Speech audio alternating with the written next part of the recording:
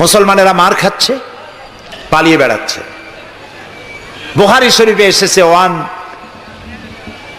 One Khabbab বিন আরিত রাদিয়াল্লাহু তাআলা আনহু আন্নাহু قال শাকাউনা ইলা রাসূলিল্লাহি সাল্লাল্লাহু আলাইহি ওয়াসাল্লাম ওয়া হুয়া মুতাওয়াসসাদুন বুরদাতুন লাহু ফি জিল্লিল কাবা।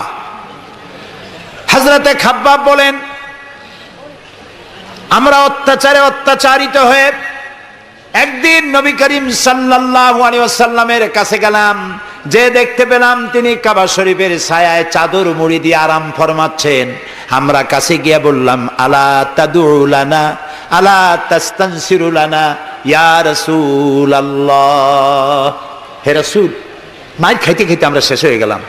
আমাদের মুসলমানদের উপরে আগুন চাপা দেওয়া হচ্ছে, পাথর চাপা দেওয়া হচ্ছে। বেলালকে উটের পায়ের রশিতে বেঁধে